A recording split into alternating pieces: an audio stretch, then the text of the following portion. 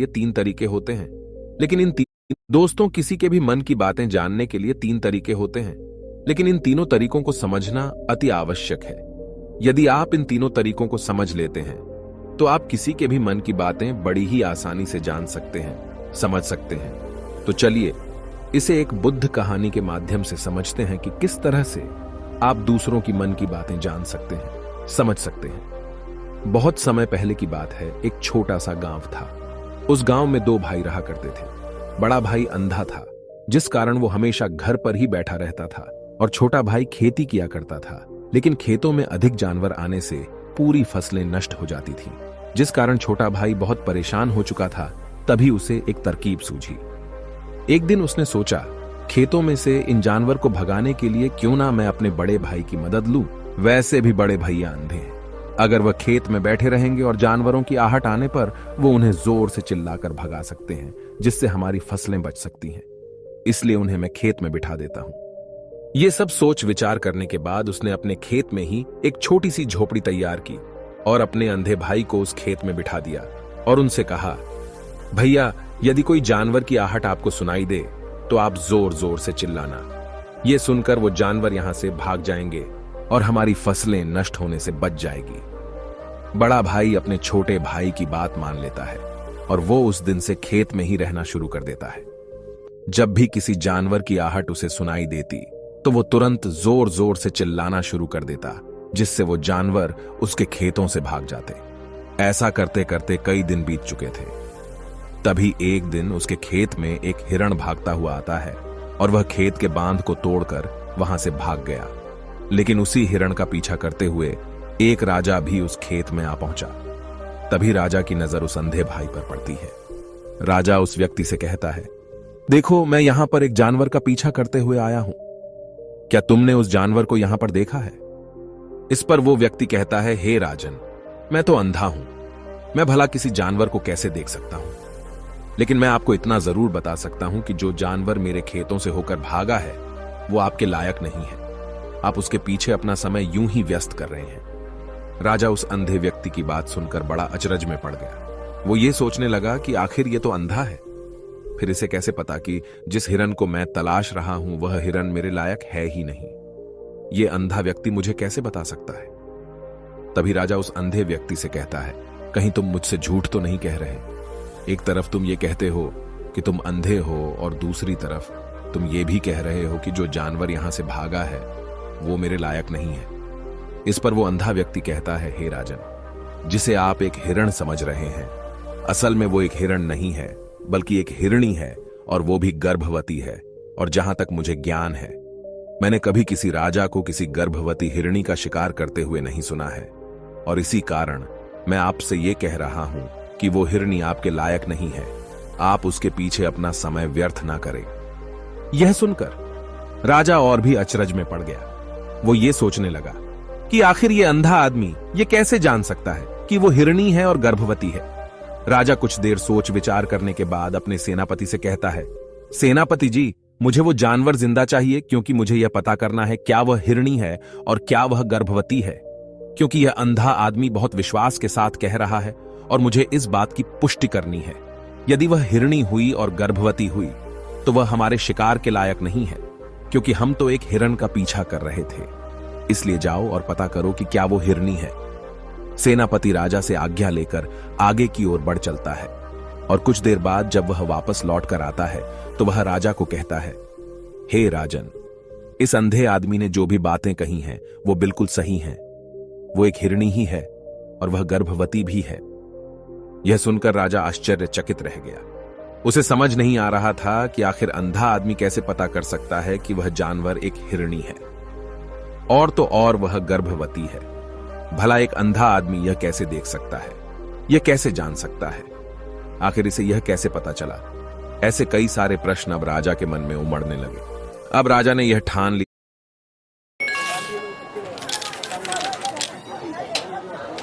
हम मूंगफली बेचते हैं अपना लगे।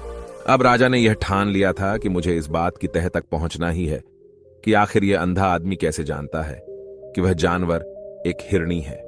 यह सोचकर राजा उस अंधे आदमी के पास जाता है और उस अंधे आदमी से कहता है, देखो, मैं ये तो नहीं जानता कि तुम सचमुच अंधे हो या नहीं, लेकिन मैं तुमसे एक बात जानने आया हूं। क्या तुम मेरे प्रश्न का सही सही जवाब दोगे? इस पर अंधा व्यक्ति कहता है, हे राजन, आप जो कुछ पूछना चाहते हैं मुझसे पूछ सकते हैं, मैं आपको बिल्कुल सच सच जवाब दूंगा। इस पर राजा कहता है, देखो, एक तो तुम कहते हो कि तुम अंधे हो और दूसरी तरफ तुमने यह बता दिया कि जिस जानवर का पीछा मैं कर रहा हूं वह एक हिरणी है, और तो और वह गर्भवती भी है। आखिर तुम्हें यह कैसे पता चला? तुम्हारे खेत में और भी तो जानवर आते होंगे, और भी तो जानवर यहां से गुजरते होंगे, फिर तुमने यह कैसे अंदाजा लगाया? तभी वह अंधा व्यक्ति राजा से कहता है, हे राजन, आप जिस हिरणी का पीछा कर रहे थे वही हिरणी जब मेरे खेत में आई, उसकी रफ्तार और उसके भागने की आहट से मुझे यह एहसास हो चुका था कि यह एक हिरणी है, और मेरे खेत की जो बांध है वह बहुत छोटी है, उसकी ऊंचाई ज्यादा नहीं है। यदि कोई हिरण होता तो उस बांध को बड़ी आसानी से लांघ जाता, लेकिन वह हिरणी इस बांध को तोड़कर भागी है, और यदि वह इस बांध को छलांग लगाकर पार करने का प्रयास करती तो इससे उसके बच्चे को खतरा होता, और इसी बात से मैंने यह पता लगा लिया कि वह गर्भवती है। इस कारण वह ज्यादा ऊंची छलांग न लगाकर मेरे खेत की बांध को तोड़ते हुए भाग गई। इस पर राजा के मन में एक और प्रश्न उठा। राजा ने कहा, किंतु तुम्हें कैसे पता चला कि वो एक हिरणी ही है, और भी तो कोई जानवर यहां पर आ सकते हैं? इस पर वो अंधा व्यक्ति कहता है, हे राजन, मैं पूरा दिन सुबह शाम यहीं पर बैठा रहता हूं, और मेरी सुनने की शक्ति बहुत तेज है।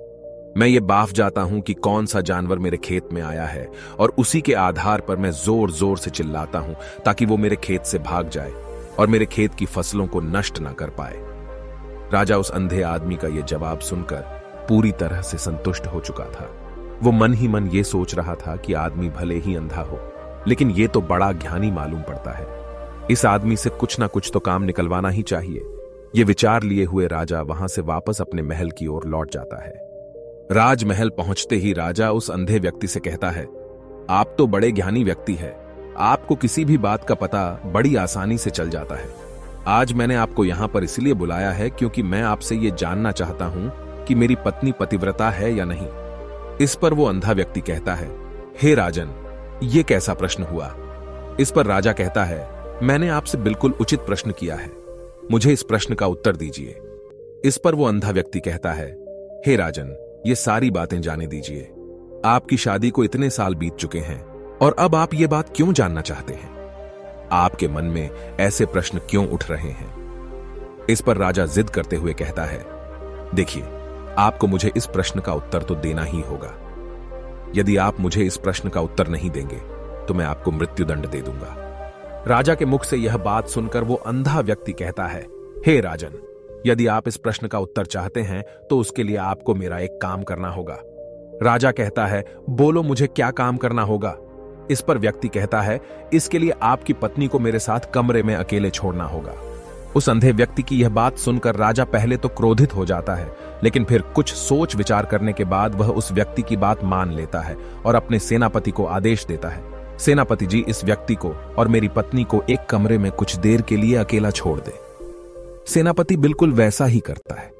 अब राजा की पत्नी और अंधा आदमी एक कमरे में बंद हो चुके होते हैं। तभी वो अंधा आदमी राजा की पत्नी से कहता है, मुझे आपको छूना है। इस बात पर रानी अत्यधिक क्रोधित हो जाती है और उस अंधे आदमी को वो पकड़ पकड़ कर पीटने लगती है, कभी हाथों से तो कभी लातों से तो कभी पटक पटक कर। इस तरह से उन्होंने उस अंधे आदमी की खूब पिटाई की। उसके बाद किसी तरह से वह अंधा आदमी अपनी जान बचाकर वहां से भाग निकलता है और वह राजा के पास पहुंचता है और वह राजा से कहता है, हे राजन, आपकी पत्नी पतिव्रता नहीं है।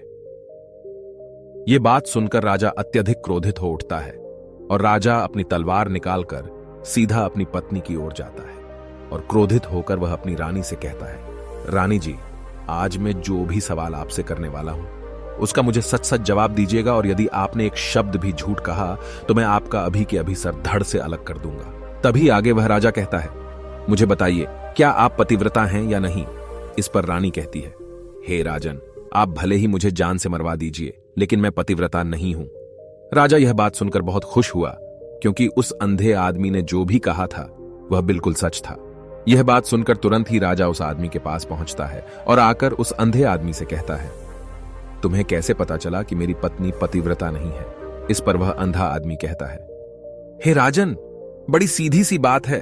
मैंने तो आपकी पत्नी से बस इतना ही कहा था कि मुझे आपको छूना है, और इस बात पर वह इतना क्रोधित हो उठी कि उन्होंने गुस्से में आकर मुझे लात घूंसों से पीटना शुरू कर दिया। और भला कोई औरत किसी और मर्द को कैसे छू सकती है? लेकिन उन्होंने न आव देखा न ताव, बस लात घूंसे मुझ पर बरसाने शुरू कर दिए। वह भी तो एक छूना ही हुआ, और एक पतिव्रता नारी कभी भी पराये मर्द को नहीं छूती। जब मैंने उसे छूने के लिए कहा था तो वह उस वक्त मुझे मना कर सकती थी, लेकिन उन्होंने तो मुझे पीटना शुरू कर दिया, और देखते ही देखते उन्होंने मेरे पूरे शरीर को छू लिया। अब आप ही बताइए, ऐसी स्त्री भला पतिव्रता कैसे हो सकती है? इस पर राजा कहता है, तुम तो बड़े ज्ञानी मालूम पड़ते हो। अच्छा ठीक है, चलो तुम मेरे एक प्रश्न का और जवाब दो। यदि तुमने मुझे इस प्रश्न का सही सही जवाब दे दिया तो मैं तुम्हें यहां से जाने दूंगा। आगे राजा उस अंधे आदमी से कहता है कि तुम मुझे यह बताओ, क्या मैं सच में अपने पिताजी का ही बेटा हूं या फिर किसी और का? इस पर वह अंधा भी कहता है, हे राजन, इस बात से आपका क्या लेना देना? आप किसी की भी औलाद हो, आखिर आप हैं तो इस राज्य के राजा, इसलिए इस प्रश्न को जाने दीजिए। लेकिन राजा कहता है, नहीं नहीं, मुझे इस प्रश्न का सही सही जवाब चाहिए, अन्यथा यह प्रश्न मुझे हमेशा परेशान करता रहेगा। इसलिए मैं इसका सही सही जवाब जानना चाहता हूं। यदि तुम इसका सही सही जवाब दे देते हो तो तुम यहां से जा सकते हो, मैं तुम्हें नहीं रोकूंगा। इस पर वह अंधा आदमी कहता है, हे राजन, इसके लिए तो मुझे आपके मां के पास भी जाने की कोई आवश्यकता नहीं है। मैं आपको अभी अभी यह बता सकता हूं कि आप किसकी औलाद हैं, लेकिन उससे पहले मैं चाहता हूं कि आप मुझसे एक वादा करें कि आप मुझ पर क्रोध नहीं करेंगे। राजन ने कहा, मैं तुमसे वादा करता हूं, मैं तुम पर क्रोध नहीं करूंगा। इसके बाद वह अंधा आदमी राजा से कहता है, हे राजन, आप है तो अपने ही पिता के पुत्र, लेकिन आप पर एक कंजूस सेठ की छाया पड़ी हुई है। यह सुन राजा बहुत क्रोधित हो उठा और वह तुरंत तलवार निकालकर अपनी मां के पास जा पहुंचा। वह वहां पर पहुंचने के बाद अपनी मां से कहता है, मां, मुझे सच सच बताइए, क्या मैं अपने ही पिता का पुत्र हूं या नहीं? यदि आपने मुझे सही सही नहीं बताया तो वह यहीं पर अपने प्राण त्याग दूंगा। मुझे बताओ क्या सच है? इस पर उस राजा की मां कहती है, बेटा, तू है तो अपने ही पिता का पुत्र, लेकिन तुम्हारे ऊपर एक कंजूस सेठ की छाया पड़ी हुई है। जब मैं एक बार नहाने के बाद अपना मुंह आईने में देख रही थी, तभी उस कांच के पीछे मुझे एक कंजूस सेठ नजर आता है और उसी की छाया तुम पर पड़ चुकी है। यह सुन राजा बहुत खुश हो जाता है और वह तुरंत दौड़ा दौड़ा वापस उस अंधे आदमी के पास पहुंचता है और उस अंधे आदमी से कहता है, तुम्हें यह कैसे पता चला कि मुझ पर एक कंजूस सेठ की छाया पड़ी हुई है? इस पर वह आदमी कहता है, हे राजन, आपने मुझसे कई सारे सवाल पूछे जिनका जवाब मैंने आपको सही सही दिया है। यदि कोई और राजा होता तो मुझे इसके बदले में ढेरों सारे इनाम मिल चुके होते, लेकिन अब तक आपने एक फूटी कौड़ी तक नहीं दी है। इस बात से ही मैंने अंदाजा लगा लिया था कि आप बहुत कंजूस हो। यह बात सुनकर राजा जोर जोर से हंसने लगा और कहता है कि आप जो भी मांगेंगे वह मैं आपको अवश्य दूंगा, लेकिन मुझे यह बताओ कि तुम्हें कैसे पता चल जाता है कि कौन सी बात सही है और कौन सी गलत? तुम किसी भी बात का इतना सटीक और सही जवाब कैसे दे पाते हो? इस पर वह अंधा आदमी कहता है, हे राजन, मैं तो वैसे ही अंधा हूं। यदि मेरी आंखें होती तो मैं किसी की भी मन की बातें बड़ी सरलता से जान लेता। मन की एक भाषा होती है और यह भाषा मनुष्य के शरीर के व्यवहार के रूप में देखी जा सकती है। उसकी आंखों से, उसके होठों से, उसके काम करने के तरीके से, उसकी क्रियाओं से पता किया जा सकता है कि उसके मन में क्या चल रहा है। उसके आधार पर हम किसी के भी मन की बातें जान सकते हैं। लेकिन मैं तो अंधा हूं, मैं देख नहीं सकता, इसलिए मैं क्रियाओं से देखता हूं। यदि मुझे कोई बात जाननी हो तो अगले आदमी को कुछ काम देना पड़ता है, जिस पर वह व्यक्ति किस प्रकार काम करता है, किस तरीके से इस काम को करता है, उसके आधार पर ही मैं यह पता कर पाता हूं कि उसके मन में क्या चल रहा है। तभी वह राजा कहता है, तो क्या इसका अर्थ यह हुआ कि मैं भी किसी के मन की बातें जान सकता हूं? इस पर वह अंधा आदमी कहता है, हे राजन, अवश्य आप भी किसी भी व्यक्ति के मन की बात जान सकते हैं, किंतु उससे पहले आपको अपने ऊपर काम करना होगा, और वह काम है अपने मन को शांत करना, अपने मन को वर्तमान में लाना होगा, जिसके लिए मैं आज आपको 3 तरीके बताने वाला हूं। और ये तीनों ही तरीके बड़े ही आसान और सरल हैं। किंतु हे राजन, उससे पहले आपको एक काम करना होगा, अपने मन को एकाग्र करना होगा। जब हम अपने मन को एकाग्र करते हैं, अपने मन को वर्तमान में लाते हैं, तो हम दूसरे के मन की बात जान सकते हैं, क्योंकि वह आदमी अभी भी अपने मन में वर्तमान में ही सोच रहा है। और हमें भी मन को वर्तमान में ही लाना होगा। तभी हम उसके मन की बातें जान सकते हैं। यदि हम अतीत में हुई घटनाओं के बारे में सोच रहे हैं तो वह जो अगला आदमी वर्तमान में सोच रहा है, वर्तमान में अपने मन में बात कर रहा है, वह हम कैसे जान पाएंगे? क्योंकि हम तो अतीत की घटनाओं में डूबे हुए हैं। इसलिए किसी के भी मन की बात जानने के लिए सबसे पहले हमें हमारे मन को एकाग्र करना होगा, उसे वर्तमान में लाना होगा। आगे वह व्यक्ति राजा से कहता है, हे राजन, जो 3 तरीके मैं आपको बताने वाला हूं, इन 3 तरीकों से बड़ी आसानी से किसी के भी मन की बातें जान सकते हैं। उसके बाद वह अंधा आदमी राजा से कहता है, हे राजन, जो सबसे पहला तरीका है वह है आंखों पर ध्यान देना। किसी व्यक्ति से बात करते वक्त उसकी आंखों में देखना, उसकी आंखों पर ध्यान देना जो सबसे ज्यादा जरूरी है, क्योंकि आंखें बोलती नहीं पर बहुत कुछ कह जाती हैं। यदि हम किसी व्यक्ति की आंखों के इशारों को समझना सीख जाएं, हम यह जान पाएंगे कि व्यक्ति के दिमाग में क्या चल रहा है, वह क्या सोच रहा है और अभी वह क्या करने वाला है। मेरे पास आंखें नहीं हैं, लेकिन मैंने अपने गुरु से यह विद्या सीखी है, क्योंकि बहुत सालों पहले मेरे पास आंखें थीं और मैं उस वक्त लोगों के मन की बातें केवल उनकी आंखों से ही जान लेता था। इसलिए यदि आप भी दूसरों की मन की बातें जानना चाहते हैं तो आपको भी उनकी आंखों पर गौर करना चाहिए, जैसे कि उनका आकार कैसा है, वह कब, कहां और किधर देख रहे हैं। यदि उसकी आंखें यहां वहां घूम रही हैं, जब आप उससे बातें कर रहे हैं तो वहां वह इधर उधर मोड़ रहा है, कभी ऊपर तो कभी नीचे या कभी आसपास, या फिर उसकी आंखें खुश नजर आ रही हैं या फिर आंखें निराश नजर आ रही हैं, जैसे कि चोर होता है। उसकी आंखों में जब हम देखते हैं तो हमें यह पता चलता है कि अगले आदमी ने कोई गलती की है। ठीक उसी प्रकार जब हम किसी चालाक व्यक्ति की आंखों में देखते हैं तो आपको पता चलेगा कि उसकी आंखों में एक भाषा होती है, एक बहुत ही सीधा और आसान तरीका होता है। यदि आपको यह पता लगाना है कि सामने वाला व्यक्ति आपसे झूठ कह रहा है या फिर सही, तो आपको उसकी आंखों पर ध्यान देना अति आवश्यक है। यदि आपसे बात करते वक्त वह व्यक्ति अपनी आंखें यहां वहां घुमा रहा है, ऊपर नीचे, इधर उधर, दाएं बाएं, हर जगह देख रहा है, तो इसका अर्थ यह हुआ कि वह उस बात से निकलने का कोई रास्ता ढूंढ रहा है, वह कोई झूठ बना रहा है। यदि सामने वाला व्यक्ति आपसे कुछ झूठ कहने का प्रयास कर रहा है तो वह आपसे नजर नहीं मिलाएगा। वह यहां वहां देखेगा, ऊपर नीचे देखेगा, लेकिन वह आपकी आंखों में आंखें डालकर कभी नहीं देख पाएगा, क्योंकि उसे डर है कि यदि उसने आपकी आंखों में आंखें डालकर देखी तो उसका झूठ पकड़ा जाएगा और लोगों को सच्चाई का पता चल जाएगा। और इसी प्रकार कुछ और भी भाषाएं होती हैं। जब आप किसी की आंखों में आंखें डालकर यह देखना शुरू कर देंगे कि उसके हाव भाव क्या है, ठीक उसी प्रकार चेहरे के हाव भाव होते हैं, जिससे हम मन की बातें बड़ी आसानी से समझ सकते हैं और इन्हें भी समझना बहुत जरूरी है। कभी कभी कोई व्यक्ति अपने चेहरे से जैसे आंख, होंठ और बहुत से कुछ अलग अलग व्यवहार करता है।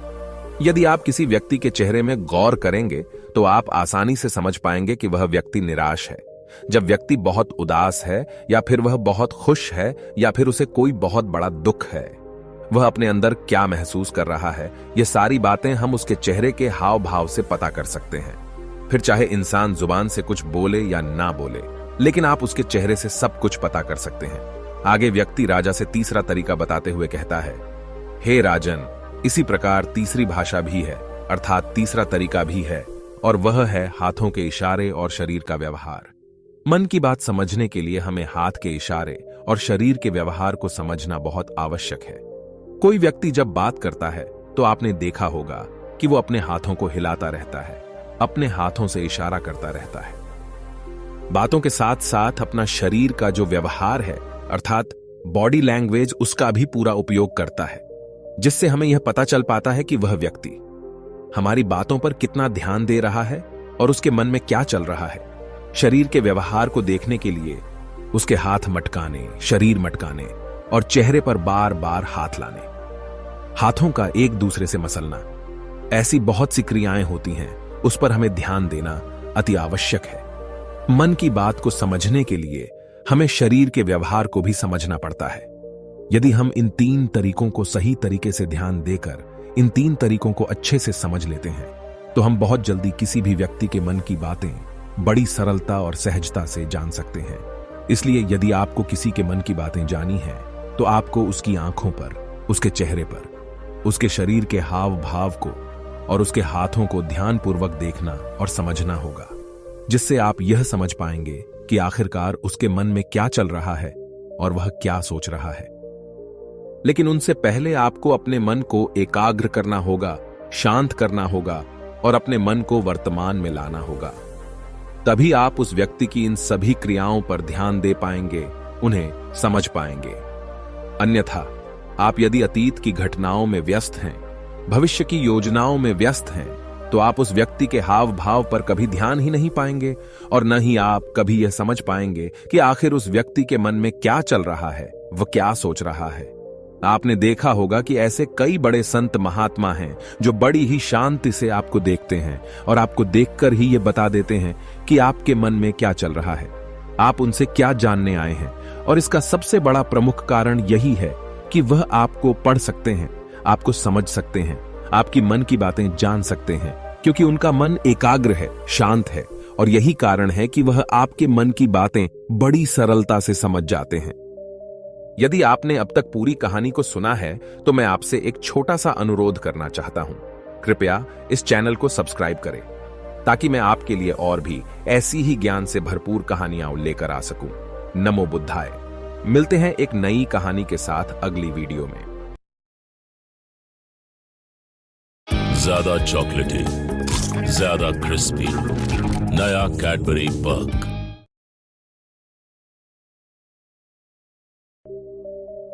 किसी के भी मन की बातें जानने के लिए 3 तरीके होते हैं, लेकिन इन तीनों तरीकों को समझना अति आवश्यक है। यदि आप इन 3 तरीकों को समझ लेते हैं तो आप किसी के भी मन की बातें बड़ी ही आसानी से जान सकते हैं। बहुत समय पहले की बात है। एक छोटा सा गांव था। उस गांव में 2 भाई रहा करते थे। बड़ा भाई अंधा था और इसलिए वह हमेशा घर पर ही बैठा रहता था और छोटा भाई खेती किया करता था। लेकिन खेतों में अत्यधिक जानवर आने से पूरी फसलें नष्ट हो जाती थीं, जिनके कारण छोटा भाई बहुत ही ज्यादा परेशान हो चुका था। एक दिन उसे एक तरकीब सूझी। उसने सोचा, खेतों में से इन जानवरों को भगाने के लिए क्यों ना मैं अपने बड़े भाई की मदद ले लूं। वैसे भी बड़े भैया अंधे हैं, खेतों में बैठे रहेंगे और जानवरों की आहट आने पर वह उन्हें जोर से चिल्लाकर भगा भी सकते हैं, जिससे हमारी फसलें नष्ट होने से बच जाएंगी। यह सब सोच विचार करने के बाद उसने अपने खेत में एक झोपड़ी तैयार कर ली और अपने अंधे भाई को खेत में बैठा दिया और उनसे कहा, भैया, यदि कोई जानवर की आहट आपको सुनाई दे तो आप जोर जोर से चिल्लाना। यह सुनकर वह जानवर यहां से भाग जाएंगे और हमारी फसलें नष्ट होने से बच जाएंगी। बड़ा भाई खुशी खुशी अपने छोटे भाई की बात मान भी लेता है और वह उस दिन से खेत में ही रहना शुरू कर देता है। जब भी किसी जानवर की आहट